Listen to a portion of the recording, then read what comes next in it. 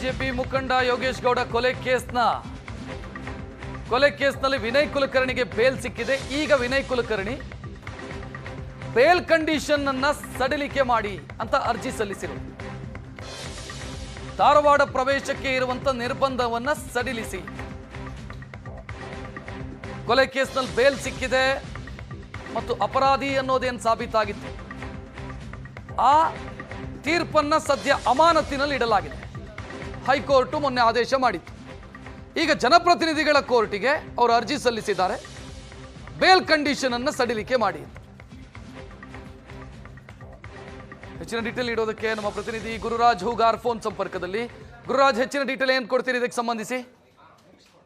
ರಕ್ಷತ್, ಮಾಜಿ ಸಚಿವ ಹಾಲಿ ಶಾಸಕ ಧಾರವಾಡದ ವಿನಯ್ ಕುಲಕರ್ಣಿಗೆ ಇತ್ತೀಚೆಗಷ್ಟೇ ಕೊಲೆ ಪ್ರಕರಣದಲ್ಲಿ ಹೈಕೋರ್ಟ್ ಏನಂತ ಹೇಳಿದ್ರೆ ಜಾಮೀನನ್ನ ಕೊಟ್ಟು ಅವರಿಗೇನು ಜೀವಾವಧಿ ಶಿಕ್ಷೆ ಆಗಿತ್ತು ಆ ಒಂದು ವಿಚಾರದಲ್ಲಿ ಸ್ಟೇ ಮಾಡಿ ಏನಂತ ಆದೇಶವನ್ನು ಹೊರಡಿಸಿತ್ತು. ಆದ್ರೆ ಧಾರವಾಡಕ್ಕೆ ಹೋಗ್ಲಿಕ್ಕೆ ಹೈಕೋರ್ಟ್ ಅನುಮತಿಯನ್ನು ಕೂಡ ನೀಡಿತ್ತು. ಆದ್ರೆ ವಿನಯ್ ಕುಲಕರ್ಣಿ ಮೇಲೆ ಇರುವಂತಹ ಇನ್ನೊಂದು ಗಂಭೀರ ಸ್ವರೂಪದ ಪ್ರಕರಣ ಅಂತ ಹೇಳಿದ್ರೆ ಈ ಒಂದು ಕೊಲೆ ಪ್ರಕರಣದಲ್ಲಿ ಸಾಕ್ಷ್ಯಗಳನ್ನ ನಾಶ ಪಡಿಸಿದ್ದು, ಸಾಕ್ಷಿಗಳ ಮೇಲೆ ಬೆದರಿಕೆ ಹಾಕಿದಂತ ಗಂಭೀರ ಆರೋಪ ಅವ್ರ ಮೇಲಿದೆ. ಈ ಹಿನ್ನೆಲೆಯಲ್ಲಿ 195A ಅಡಿ ಸಾಕ್ಷ್ಯನಾಶ ಪ್ರಕರಣವನ್ನ ಕೂಡ ವಿನಯ್ ಕುಲಕರ್ಣಿ ವಿರುದ್ಧ ದಾಖಲಿಸಲಾಗಿತ್ತು. ಆ ಪ್ರಕರಣ ಕೂಡ ಬೆಂಗಳೂರಿನ ಜನಪ್ರತಿನಿಧಿಗಳ ನ್ಯಾಯಾಲಯದಲ್ಲಿರೋದ್ರಿಂದ ಅದರ ವಿಚಾರಣೆ ಕೂಡ ಇನ್ನೂ ಮುಗ್ದಿಲ್ಲ. ಆ ಕೋರ್ಟ್ ಈಗಾಗಲೇ ಜಾಮೀನನ್ನು ಕೂಡ ಕೊಟ್ಟಿತ್ತು ಈ ಹಿಂದೆ. ಆದ್ರೆ ಷರತ್ತು ವಿಧಿಸಿತ್ತು, ಯಾವುದೇ ಕಾರಣ ಕೂಡ ವಿನಯ್ ಕುಲಕರ್ಣಿಗೆ ಧಾರವಾಡ ಪ್ರವೇಶ ಮಾಡ್ಲಿಕ್ಕೆ ಅವಕಾಶ ಇಲ್ಲ ಅನ್ನುವಂತ ಮಾತನ್ನ ಕೋರ್ಟ್ ಹೇಳಿತ್ತು. ಆ ಹಿನ್ನೆಲೆಯಲ್ಲಿ ಮೊನ್ನೆ ಏನು ಹೈಕೋರ್ಟ್ ಆರ್ಡರ್ ಮಾಡಿದೆ, ಆ ಆದೇಶವನ್ನ ಇಟ್ಕೊಂಡು ಈಗಾಗಲೇ ಹೈಕೋರ್ಟ್ ಕೊಲೆ ಪ್ರಕರಣದಲ್ಲಿ ನನಗೆ ಜಾಮೀನನ್ನ ಕೊಟ್ಟಿದೆ, ಅಷ್ಟೇ ಅಲ್ಲ ಧಾರವಾಡಕ್ಕೆ ಹೋಗ್ಲಿಕ್ಕೆ ವಿನಾಯಿತಿಯನ್ನು ಕೂಡ ಕೊಟ್ಟಿದೆ ಅನ್ನುವಂತ ವಿಚಾರವನ್ನು ಇಟ್ಕೊಂಡು 195 ಅಡಿಯಲ್ಲಿ ಏನು ದಾಖಲಾಗಿದ್ದ ಪ್ರಕರಣ, ಆ ಒಂದು ಕೇಸ್ನಲ್ಲಿ ನನಗೆ ಧಾರವಾಡಕ್ಕೆ ಹೋಗ್ಲಿಕ್ಕೆ ಏನು ಷರತ್ತುಬದ್ಧ ಜಾಮೀನನ್ನ ಕೊಡಬೇಕು ಅನ್ನುವಂತ ವಿಚಾರವನ್ನು ಇಟ್ಕೊಂಡು ಜನಪ್ರತಿನಿಧಿಗಳ ಕೋರ್ಟ್ ನಲ್ಲಿ ವಿನಯ್ ಕುಲಕರ್ಣಿ ಅರ್ಜಿಯನ್ನ ಸಲ್ಲಿಕೆ ಮಾಡಿದ್ದಾರೆ.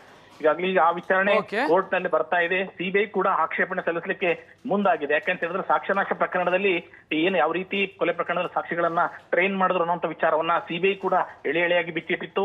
ಅಷ್ಟೇ ಅಲ್ಲ, ಸಾಕ್ಷ್ಯನಾಶ ಪ್ರಕರಣ ದಾಖಲಾದಾಗಲೂ ಕೂಡ ಏನಂತ ಹೇಳಿದ್ರೆ ಸಾಕ್ಷಿಗಳೇ ಬಂದು ಕೋರ್ಟ್ ಮುಂದೆ ಹೇಳಿಕೆಯನ್ನು ಕೂಡ ದಾಖಲಿಸಿದ್ರು, ಒತ್ತಡ ಇದೆ ಅನ್ನುವಂತ ವಿಚಾರವನ್ನ ಹೇಳಿದ್ರು.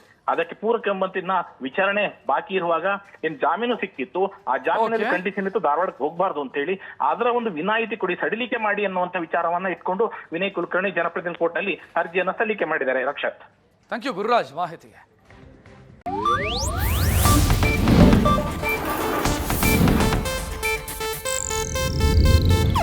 ಇದು ಏಷ್ಯಾನೆಟ್ ನ್ಯೂಸ್ ನೆಟ್ವರ್ಕ್ ಪ್ರಸ್ತುತಿ.